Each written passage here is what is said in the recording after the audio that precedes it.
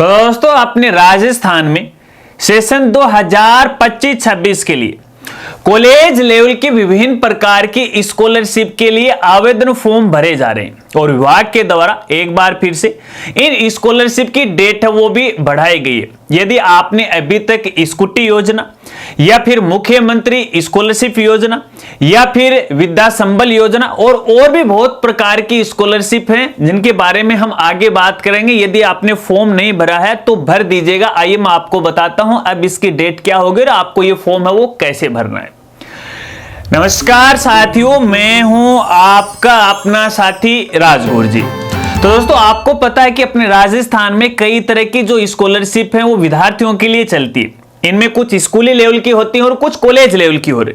तो यहाँ पे अपन जिन स्कॉलरशिप की बात कर रहे हैं वो कॉलेज लेवल की हो रही। ऐसी जो बालिकाएं हैं जिन्होंने कक्षा 12 पास करके किसी कॉलेज में प्रवेश ले लिया है या नहीं भी लिया है और वो स्कॉलरशिप के लिए आवेदन करना चाहते हैं, तो उन स्कॉलरशिप की मैं यहाँ पे बात कर रहा हूं। हालांकि इनमें से कुछ 10वीं पास वाली बालिकाओं के लिए भी है। तो यहाँ पे सबसे पहले तो उन मोटी मोटी स्कॉलरशिप का नाम मैं आपको बता देता हूं और फिर आपको यहाँ पे है उनकी डेट है वो भी मैं आपको बताऊंगा।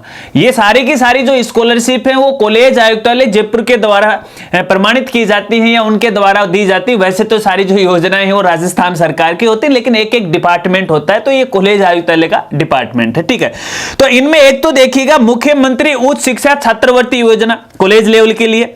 इसके अलावा यहां पे देखिए मुख्यमंत्री बीएड संबल योजना उसके फॉर्म है। इसके अलावा देवनारायण स्कूटी योजना के लिए फॉर्म है। इसके अलावा यहां पे कालीबाई भील मेधावी छात्रा स्कूटी योजना के लिए, कालीबाई जो स्कूटी योजना उसके लिए, चाहे वो SC ST OBC आप किसी भी कैटेगरी से क्यों ना हो, सभी प्रकार की जो कैटेगरी है उनके लिए।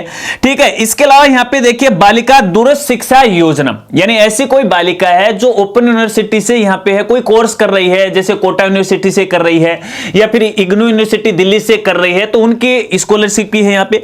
इसके अलावा ऐसे यहाँ पे जो कैंडिडेट हैं या विद्यार्थी हैं जो बोर्ड एवं विश्वविद्यालय में प्रथम श्रेणी से उत्तीर्ण की, और कौन सी अनुसूचित जनजाति के प्रतिभावान जो बालक बालिकाएं हैं उनके लिए, ठीक है ना, छात्रों के लिए।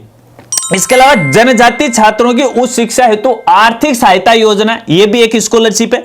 और इसके अलावा शहरिया जनजाति छात्र छात्राओं की उच्च शिक्षा कॉलेज शिक्षा हेतु आर्थिक सहायता इनके लिए भी है। और इसके अलावा शहरिया छात्र छात्राओं में बीएड प्रशिक्षण हेतु सहायता, यानी जो कैंडिडेट शहरिया से हैं तो बीएड कर रहे हैं तो उनके लिए स्कॉलरशिप है। तो इन सभी प्रकार की जो स्कॉलरशिप की लास्ट डेट है वो 1 दिसंबर 2025 तक है। आपकी जानकारी के लिए बताना चाहूंगा, पहले इन सभी स्कॉलरशिप के लिए जो फॉर्म की लास्ट डेट है वो 31 अक्टूबर 2025 की थी। हालांकि ये जो वीडियो मैं बना रहा हूं वो 2 नवंबर 2025 को वो बना रहा हूं। ये जो फॉर्म है यहां पे देखिएगा 23 सितंबर 2025 से भरना है वो शुरू हो गए थे।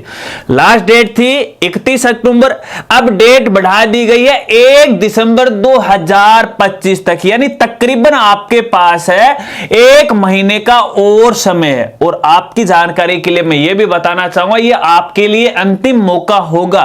यदि आपके दस्तावेज में किसी प्रकार की कोई कमी रही है या फिर SSO ID में किसी प्रकार की कोई समस्या रही है, उन सभी समस्याओं का समय रहते समाधान कर लीजिएगा, फिर अपना ये फॉर्म है वो भर लीजिएगा।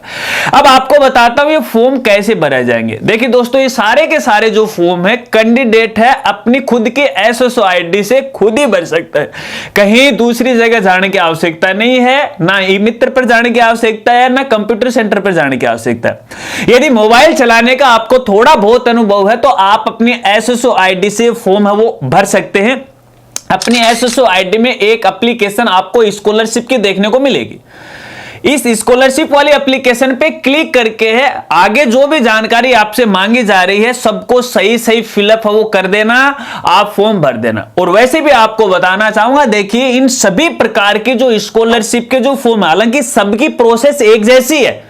तो हमारा जो दूसरा चैनल है जिसका नाम है ज्ञान कामना यूट्यूब चैनल, उस चैनल पर वीडियो लास्ट ईयर भी बनाई गई थी, आप उसकी मदद ले सकते हैं, लिंक आपको वीडियो की डिस्क्रिप्शन में मिल जाएगा। हालांकि जो प्रोसेस है वो सेम की सेम ही है, कोई बदल नहीं रही है हर साल, ठीक है ना। तो पुरानी वीडियो देख के भी आप अपना काम है वो चला सकते हो। और जल्दी है मैं यहां पे है अलग अलग स्कॉलरशिप के लिए वीडियो बनाने की जो प्रोसेस है वो कर दूंगा। तो सबसे पहले आप मुझे ये बताओगे कौन सी स्कॉलरशिप के लिए आपको फॉर्म फिलअप करने की वीडियो की आवश्यकता, कमेंट करके मुझे बताएगा। लेकिन चलते चलते एक और खास जानकारी से आपको रूबरू करवाना चाहूंगा। देखिए, जब भी आप ये अपनी स्कॉलरशिप का फॉर्म भरो तो इसके साथ तो एक तो आपका जो कास्ट सर्टिफिकेट है और आपका मूल निवास प्रमाण पत्र है, अपनी जो जन आधार है उसके साथ लिंक होना जरूरी है। इनके अभाव में आप अपना फॉर्म नहीं भर पाओगे। इसके साथ साथ आपकी जो इनकम है वो भी आपके जन आधार में फुल्ली अपडेट होना चाहिए, जो करंट सेशन चल रहा है, अन्यथा आप ये फॉर्म वो नहीं भर पाओगे। पहले आप अपने जन आधार को फुल्ली अपडेट करवाएगा। जन आधार को अपडेट होने में वैसे तो देखिएगा 5-10 दिन का समय लगता है, लेकिन जो भी आप डेटा अपडेट करवाते हो अपने जन आधार के अंदर उसको आप एक दिन में भी वेरीफाई करवा सकते हो, क्योंकि अभी 2 लेवल पे वेरीफाई हो रहा है। पहला लेवल होता है अपनी ग्राम पंचायत का, जो भी ग्राम सेवक है, ठीक है, उसकी आईडी से हो रहा है, जो कि आपके गांव या फिर आपके शहर में मिल जाएगा, ठीक है।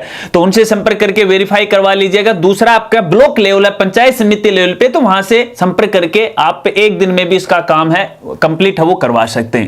जब तक आपका जन आधार फुल्ली अपडेट नहीं होगा वो अपडेट कराएगा। इसके साथ यहां पे बताना चाहूंगा, देखिए यहां पे जिस भी स्कॉलरशिप के लिए आप फॉर्म भर रहे हो तो वो स्कॉलरशिप के अंदर है जो कैंडिडेट है यानी स्टूडेंट के नाम से, स्वयं के नाम से बैंक खाता होना आवश्यक है, ठीक है ना। माता पिता के नाम से नहीं चलेगा, हालांकि कुछ स्कॉलरशिप में अनुमति दी गई है, लेकिन मैं आपको ये रिकमेंड नहीं करूंगा।